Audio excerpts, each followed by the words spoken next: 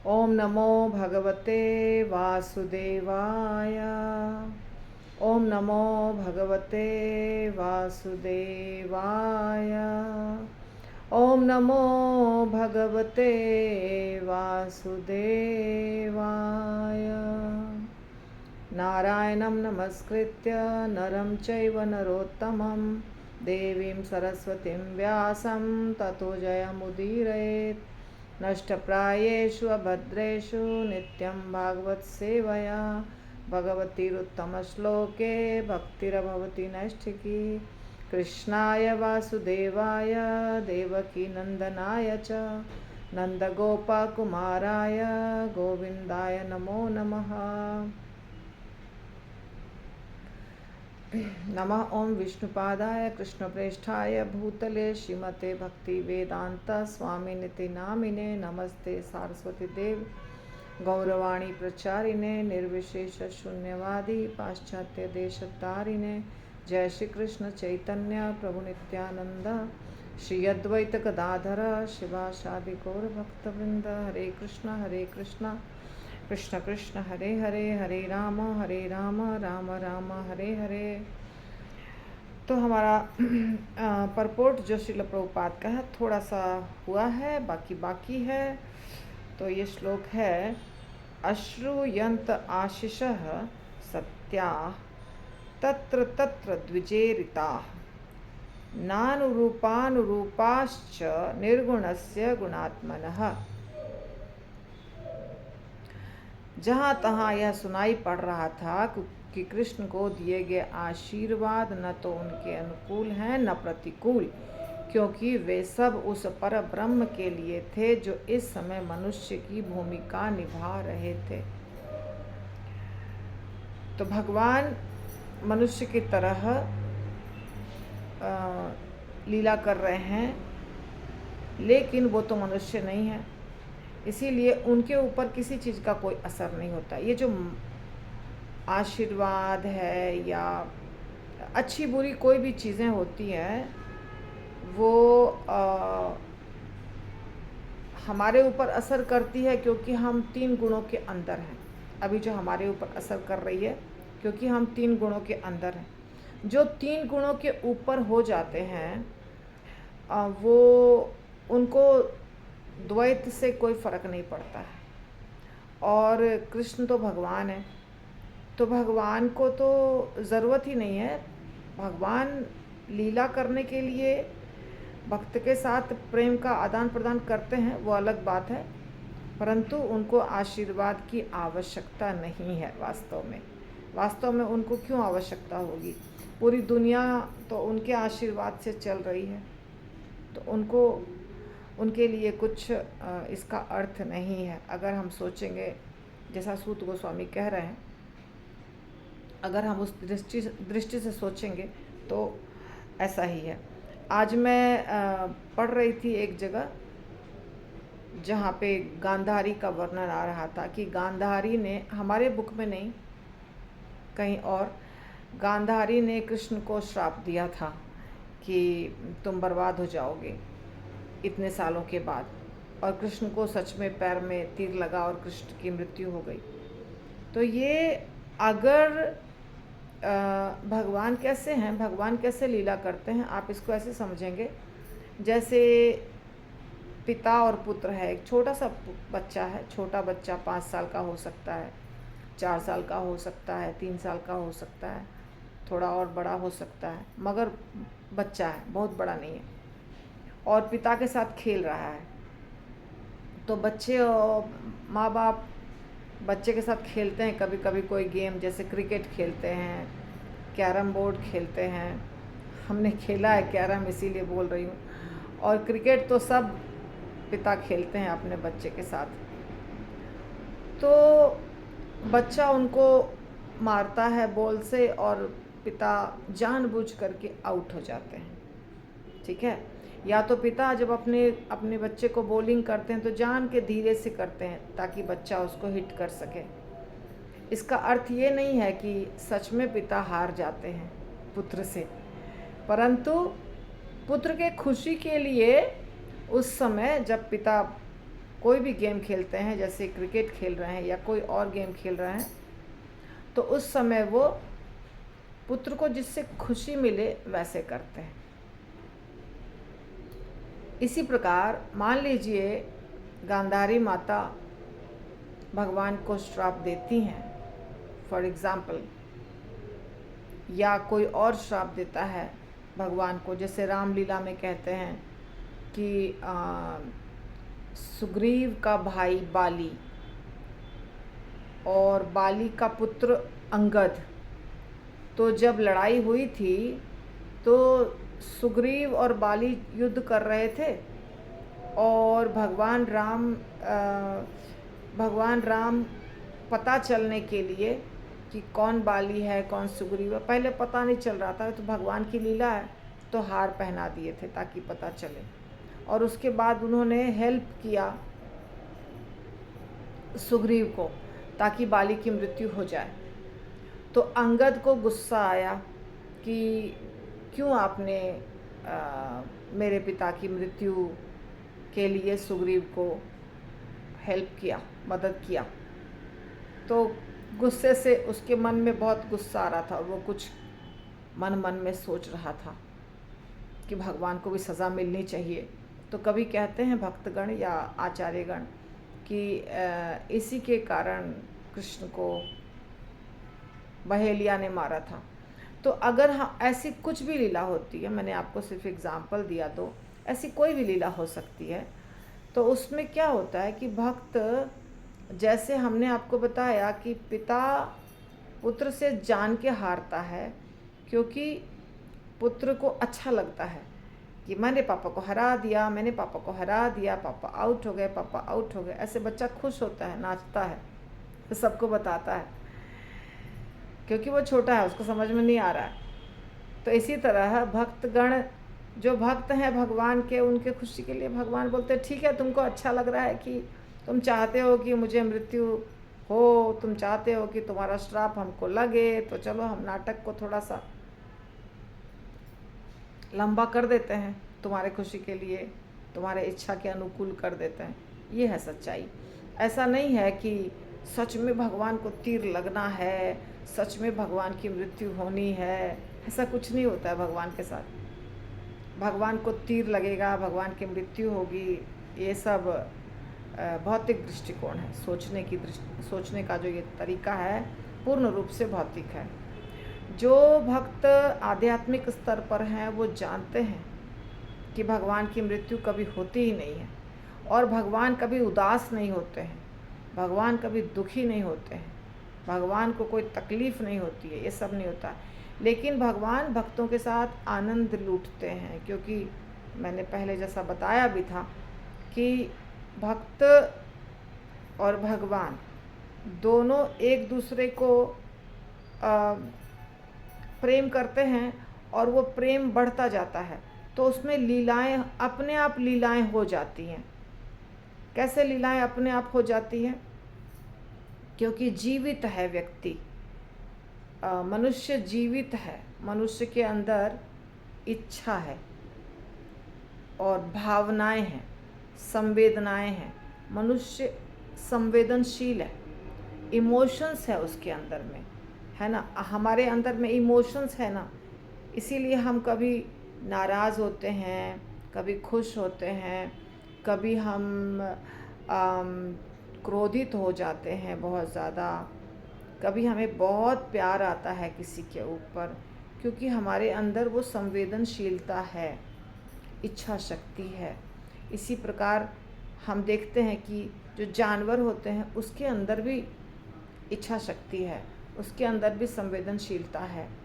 और कुत्ता जो प्राणी है वो अपने जो उसका मालिक होता है उसके प्रति बहुत वफ़ादार होता है।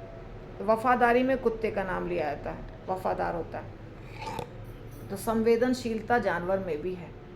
तो ये संवेदनशीलता होने के कारण मनुष्य का एक बर्ताव हो जाता है, विशेष प्रकार का बर्ताव। तो वो विशेष प्रकार का बर्ताव जो होता है मनुष्य का, वो भगवान को पहले से नहीं पता रहता है। सच बात है ये, ऐसा ये चीज़ है। भगवान ने हमको बनाया है, करोड़ों करोड़ों जीवों को भगवान ने बनाया है, पर वो करोड़ों करोड़ों जीवों को भगवान ने छोटी छोटी छोटी छोटी स्वतंत्रता दी है। स्वतंत्रता, पूरी स्वतंत्रता नहीं है, पर स्वतंत्रता है, लेकिन वो चूँकि हमारी शक्ति बहुत कम है, इसीलिए बहुत कम लिमिट तक हम कर सकते हैं कोई चीज़। तो हम जो रिएक्ट करते हैं, जो हमारा रिएक्शन होता है किसी चीज़ के प्रति, वो रिएक्शन भगवान की मर्ज़ी से नहीं होता है। वो रिएक्शन भगवान की मर्ज़ी, यानी कि अगर भगवान आपको, आपके घर में किचन में सब कुछ है, आटा, दाल, चावल, घी, तेल, अब उसका हलवा बना के आप भगवान को भोग लगाएंगे या तो नहीं लगाएंगे, ये कंप्लीटली आपकी इच्छा पर है। अगर आप लगाने के लिए उठते हैं या सोचते हैं कि हमको भोग लगाना है, तो भगवान आपको मदद करेंगे उठने के लिए, किचन तक जाने के लिए, किचन में कुकिंग करने के लिए, भोग लगाने के लिए भगवान मदद करेंगे। परंतु इच्छा करना कि मुझे भोग लगाना है और उसके लिए प्रयास करना, ये भगवान के हाथ में नहीं है, ये हमारे हाथ में। यहाँ पर भगवान भी मात खा जाते हैं। आपको आश्चर्य होगा कि ये कैसे हो सकता है, पर ये है सच्चाई। जीवात्मा जो इच्छा करता है, वो इच्छा भगवान के हाथ में नहीं है, वो कंप्लीटली मेरे हाथ में है। ठीक है, तो अब भगवान ने करोड़ों जीवात्मा बनाए हैं और भगवान उस जीवात्मा के साथ में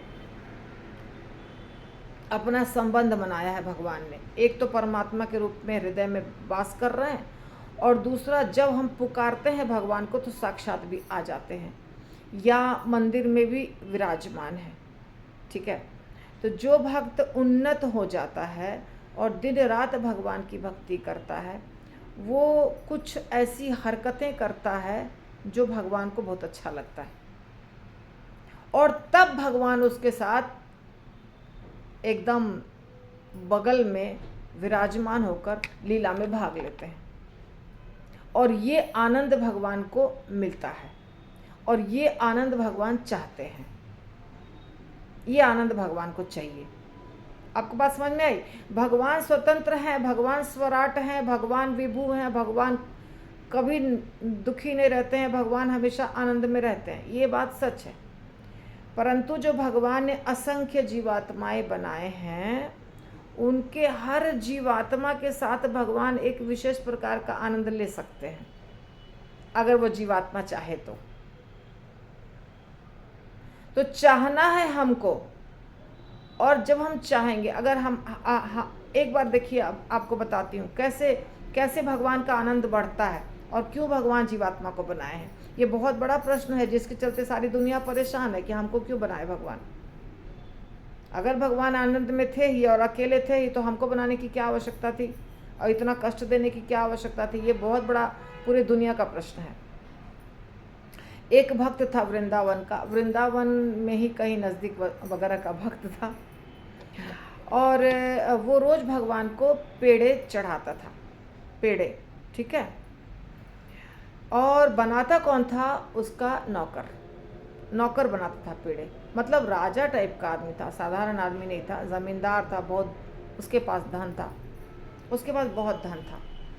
तो रोज़ वो नौकर बनाता था, रसोइया, नौकर नहीं रसोइया, और रख देता था बना के, और फिर ये जो बिजनेसमैन थे, ज़मींदार टाइप के जो व्यक्ति थे, वो भगवान को भोग लगाते थे। नित्य प्रतिदिन का ये रूटीन था। एक दिन क्या हुआ, जो वो रसोइया था उसकी पत्नी बीमार थी, वो बहुत परेशान था, टेंशन में था। तो टेंशन में होने के कारण वो चला नहीं पाया खोया को। पेड़े बनाने में दूध को बहुत देर तक घोटना पड़ता है, उबालना पड़ता है, तो वो थिक हो जाता है, धीरे धीरे उसका पानी उड़ जाता है, रिड्यूस हो जाता है, और फिर वो दूध खोया बन जाता है। यही खोया बनाने का प्रोसेस है। फिर उसके बाद उसमें चीनी पड़ता है, इलायची पड़ता है, जो भी आपको डालना है। पेड़े में तो ज़्यादा चीज़ पड़ता नहीं, फिर उसके पेड़े बनते हैं। तो उस दिन क्या हुआ, कि उसका ध्यान नहीं था ज़्यादा, क्योंकि पत्नी बीमार थी, तो पेड़े का जो खोया था वो बहुत लाल हो गया, एकदम लाल हो गया। और जैसे कि थोड़ा सा चीनी डालने के बाद लाल हुआ, तो थोड़ा जल गया, हल्का ब्राउन हो गया और थोड़ा खुरदड़ा हो गया, क्योंकि उसको ज़्यादा नहीं चलाया, अच्छे से स्मूथ नहीं बनाया। और मूड ख़राब होने के चलते उसने क्या किया कि उसका शेप भी जैसा बना वैसा बना बना के रख दिया। जब ज़मींदार उसको चढ़ाए भगवान को, तो पहले तो वो तो चला गया बना के रसोईया रख के, तो ज़मींदार जब चढ़ाए तो उनको बहुत गुस्सा आया, और वो दूसरे दिन उस नौकर को डांटना चाह रहे थे कि बहुत डांटूंगा उसको, इतना ख़राब बना दिया भगवान के लिए। कितना सफ़ेद सफ़ेद अच्छा पेड़ा होता था, सॉफ्ट पेड़ा होता था, ये थोड़ा कड़ा सा जला हुआ क्या बना के गया है, और न रंग है न रूप है। डांटने की पूरी तैयारी थी। रात को जब सोए, इस ज़मींदार सो गए, तो भगवान आ गए सपने में और बोलते हैं, यही पेड़ा हमको रोज़ चाहिए, ऐसा ही पेड़ा हमको रोज़ चाहिए। बहुत पसंद आया मुझे। तो डांटना तो दूर की बात है, उसको बुलाया और बोला तुम ऐसा ही पेड़ा रोज़ बनाओ, क्योंकि बहुत अच्छा लगा भगवान को। तो उसी का नाम हो गया मथुरा के पेड़े। तो मथुरा के पेड़े जो आज बन रहे हैं, ये एक व्यक्ति ने ऐसी गलती की थी जिसके चलते ये एक नया इन्वेंट हो गया। इसी तरह कलाकंद भी इन्वेंट हो गया है। कलाकंद में भी गलती से नींबू पड़ गया था और दूध फट गया, और उस व्यक्ति ने कहा कि हमको तो बनाना ही है, चाहे जो हो जाए। तो बर्फ़ी के बदले बन गया कलाकंद, जो फटा फटा सा दिखता है ना आपको, एक्चुअली वो बर्फ़ी बना रहा था, खोया बना रहा था। तो ये जो कुछ कुछ हम कर बैठते हैं, ये तो हर जीवात्मा कुछ अलग कर सकता है। क्योंकि अभी मैं कुकिंग करने जा रही हूँ, तो मेरे कुकिंग का स्वाद आपके कुकिंग से नहीं मिलेगा, किसी और के कुकिंग का स्वाद उसके कुकिंग से नहीं मिलेगा। इसी प्रकार भगवान की सेवा जब भक्त करता है, तो हर भक्त का स्वभाव अलग होता है। एक भक्त है वृंदावन में, वो रात को 12 बजे के भी बाद, एकदम रात मिडनाइट को 12 बजे, या समझिए 12 बजे, 11 बजे, 12 बजे, सब जगह भगवान सो जाते हैं। पूरे वृंदावन के मंदिरों को बंद कर दिया जाता है। तो वो है चना का, जो यहाँ पे भी आप जानते हैं ना, एक ठेले पे लगाता है, चना भुना हुआ, मटर भुना हुआ, जो पोहे है वो भुना हुआ, अलग अलग प्रकार के भुने हुए डब्बे में रखे रहते हैं। ठीक है, तो ये सब जगह होता है, इंडिया में तो होता है, पता नहीं दूसरे कंट्री का। तो वृंदावन में भी उसकी वही दुकान है, उस भक्त की दुकान है जिसमें वो ये सब भून के बेचता है। और वो अपने भगवान को रात 12 बजे के बाद भोग लगाता है। बोलता है, भगवान दिन भर इतना खाए हैं, इतना राजभोग खाए हैं, इतना घी खाए हैं, तेल खाए हैं, मसाला खाए हैं, अब ये सूखा सूखा गरम गरम भुंजा खाएंगे। हमारे यहाँ इसको भुंजा कहते हैं, तो चना चबेना कहीं कहते हैं। तो इसको खाएंगे ना, तो सारा तेल मसाला सब जो भगवान ने खाया था वो सब अच्छा हो जाएगा, पूरा भगवान को सब कुछ पच जाएगा। ये उस भक्त का भाव है। और वो रोज़ रात को बहुत लेट नाइट ऐसे ही करके भगवान को भोग ला के फिर वो घर जाता है अपनी दुकान बंद करके, और भगवान स्वीकार करते हैं उसको, लीला होती है। तो भगवान और भक्त के बीच में जो अनोखी अनोखी लीलाएं होती है, ये लीला नहीं होगी अगर जीवात्मा को स्वतंत्रता नहीं दी जाएगी और सब अलग अलग प्रकार के जीवात्मा नहीं होंगे, तो फिर तो रोबोट हो जाएगा, मशीन हो जाएगा। ये लीला भगवान को बहुत पसंद है। इसमें भगवान का कुछ नहीं चलता है, ये कंप्लीटली हमारे ऊपर है। यहाँ पे भगवान फेल है। बाकी कहीं फेल नहीं है, पर इस जगह पे भगवान फेल हो जाते हैं। बात समझ गए? इस जगह पे भगवान फेल है, पूरी तरह से फेल है। ये भगवान में के हाथ में है ही नहीं कि आज मैं भगवान को उल्टा धोती पहनाऊंगी कि सीधा धोती पहनाऊंगी, आज मैं भगवान को पायजेब कैसा पहनाऊंगी। तो भगवान और भक्त के बीच में बहुत नाटक चलता है, बहुत सारे जगह पे ऐसा होता है। खास करके बांके बिहारी जी जल्दी तैयार नहीं होते हैं, जल्दी उठते नहीं हैं, क्या क्या लीला करते रहते हैं।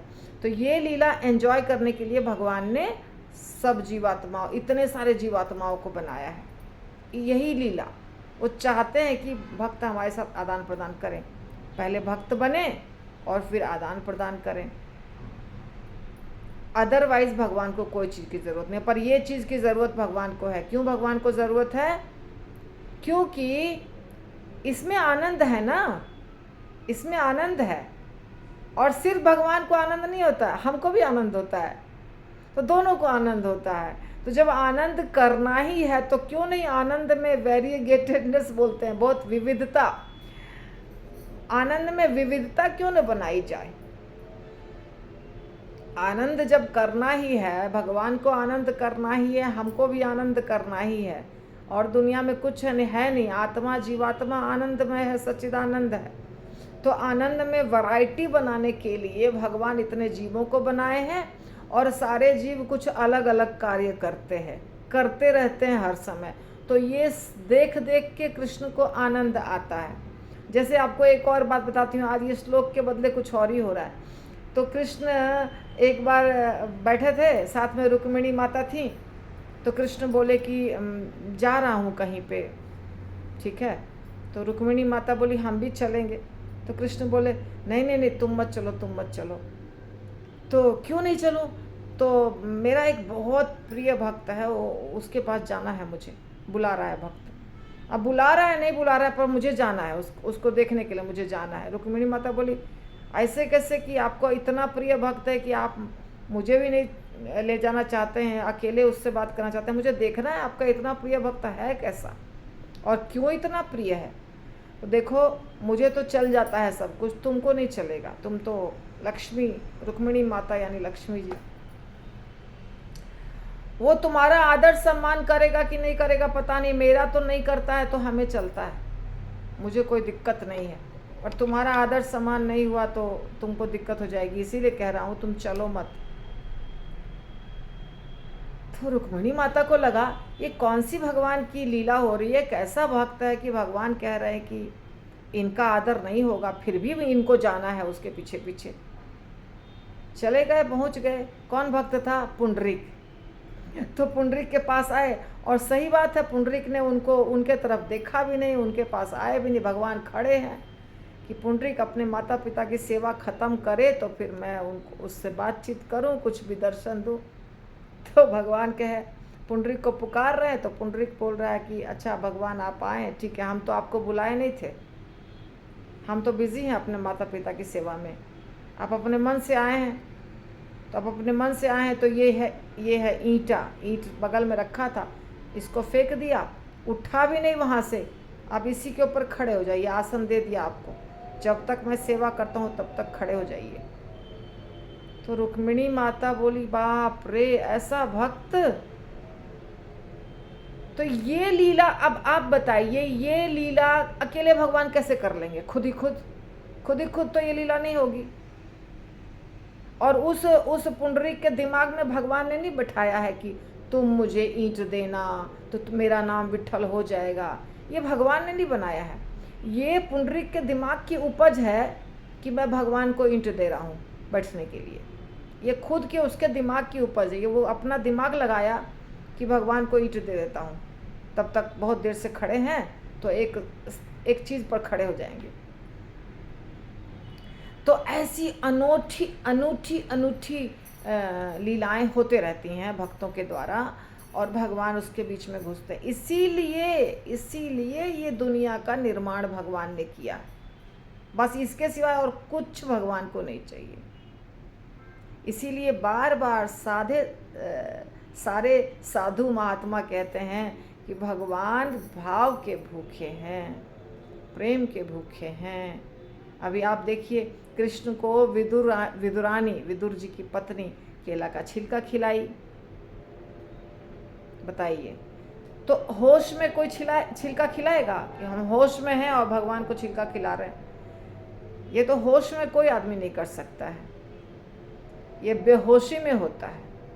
बेहोशी की अवस्था में पता ही ठिकाना नहीं है कि हम क्या कर रहे हैं। भाव में इतना बह गए कि पता ही नहीं है कि हम भगवान को छिलका खिला रहे हैं। तो ये जो भाव होता है, ये भगवान मुस्कुराते हैं, उनको मज़ा आता है। देखो इस भक्त को, इसको याद नहीं है कि किस क्या खिला रहा है, इसको ध्यान ही नहीं है कि ये क्या खिला रहा है, ये क्या माता खिला रही है। शबरी को ध्यान ही नहीं है कि जूठा बेर खिला रही है। तो बहुत भगवान को मज़ा आता है और मुस्कुराते हैं और हंसते हैं और आनंद लेते हैं। रुक्मिणी माता के साथ बैठ कर के आनंद लेते हैं। देखो उस भगवान ने मुझे ये खिलाया, इसने उस भक्त ने ये खिलाया, उस भक्त ने ऐसे किया, इस भक्त ने ऐसे किया। ये सारी चीज़ें जो करोड़ों करोड़ों करोड़ों करोड़ों लीलाएं होती रहती हैं, और वो करोड़ों करोड़ों लीलाओं को सोच सोच के, बोल बोल करके, देख देख करके, और साधु महात्मा भी एंजॉय करते हैं और भगवान भी एंजॉय करते हैं। ये असली उद्देश्य है भगवान का इस दुनिया को बनाने का। मुझे लगता है आप लोग भी समझ गए होंगे, जो ये वीडियो देखेंगे वो भी समझ गए होंगे।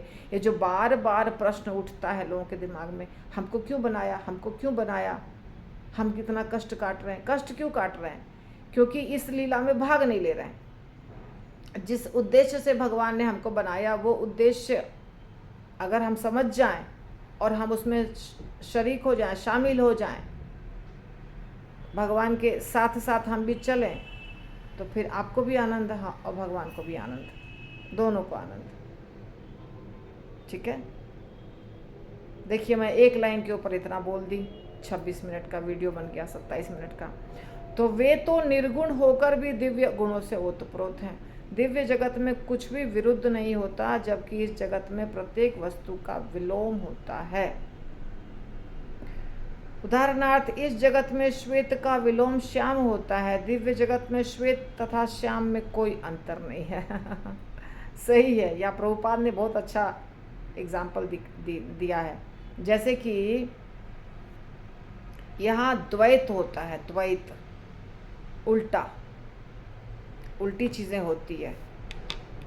रंग, यहाँ रंग के बारे में बता रहे हैं प्रभुपाद, श्वेत का उल्टा श्याम, काला गोरा, और हानि लाभ, सुख दुख, जय पराजय, सर्दी गर्मी, ऐसे। तो इसी तरह मान अपमान, भगवान का भी यहाँ पे उदाहरण दिया जा रहा है ना, कि प्रतिकूल और अनुकूल, अनुकूल और प्रतिकूल कुछ भी नहीं है, आशीर्वाद भगवान के लिए। तो ये आध्यात्मिक जगत में नहीं होता है। तो आध्यात्मिक जगत में नहीं होता का क्या मतलब हुआ? मतलब ये हुआ कि वहाँ पे कोई बहुत दुखी होके बैठा है, किसी का बहुत अपमान हो रहा है, ऐसा नहीं होता है। हर चीज़ में खुशी होती है, हर चीज़ में खुशी। काला रंग भी अच्छा है और गोरा रंग भी अच्छा है। ऐसा नहीं कि गोरा अच्छा है काला अच्छा नहीं। अगर अच्छा है तो दोनों अच्छा है। ठीक है, यही अंतर है।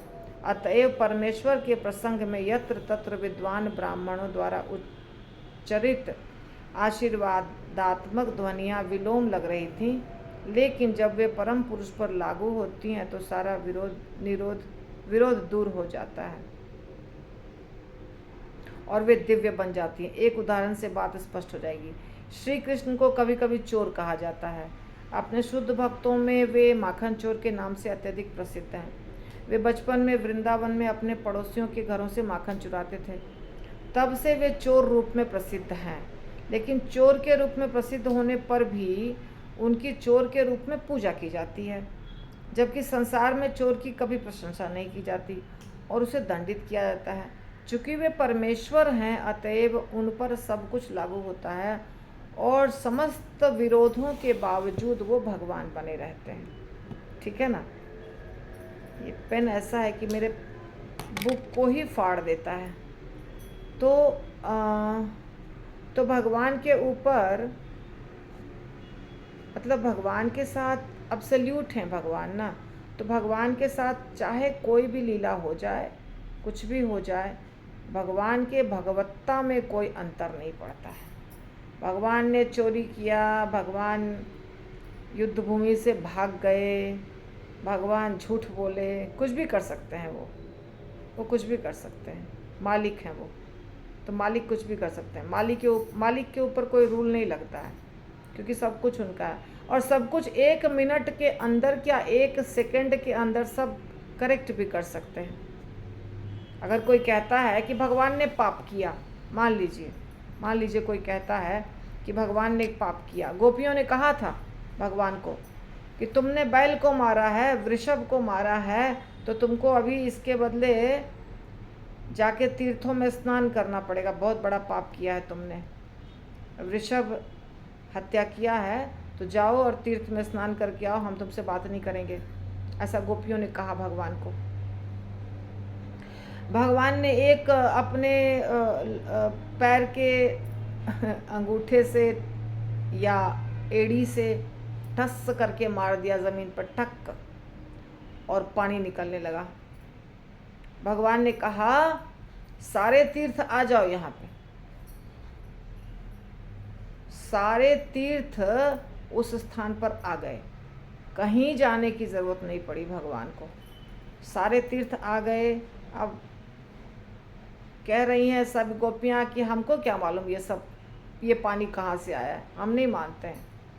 तो फिर सारे जो तीर्थ नदियाँ थी वो सब अपने अपने रूप में आके खड़ी होके प्रकट होके बता दी, मैं गंगा हूँ, मैं यमुना हूँ, मैं सरस्वती हूँ, कावेरी हूँ, सिंधु हूँ।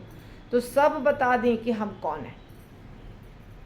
ये 2-4 जगह ऐसी लीला हुई है, कहीं बांसुरी से प्रकट किए हैं, कहीं पैर से प्रकट किए हैं, अलग अलग स्थानों पर अलग अलग तरीके से भगवान प्रकट किए हैं। राधा कुंड, श्याम कुंड में भी आपको पता है, वहाँ पर भी ऐसी ही लीला हुई है।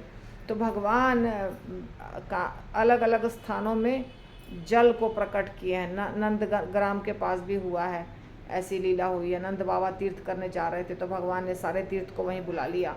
काम्य वन में भी ऐसी लीला हुई है। तो इस प्रकार लीलाएं होती है, भगवान खुद ही बुला लेंगे, सारे तीर्थ आ जाएंगे, भगवान को कहीं जाने की ज़रूरत नहीं, और भगवान कभी अपवित्र नहीं होते हैं। ठीक है, तो आज का क्लास हमारा यहीं समाप्त है। ग्रंथराज श्रीमद् भागवतम की जय, आप सब की जय, सबको दंडवत प्रणाम।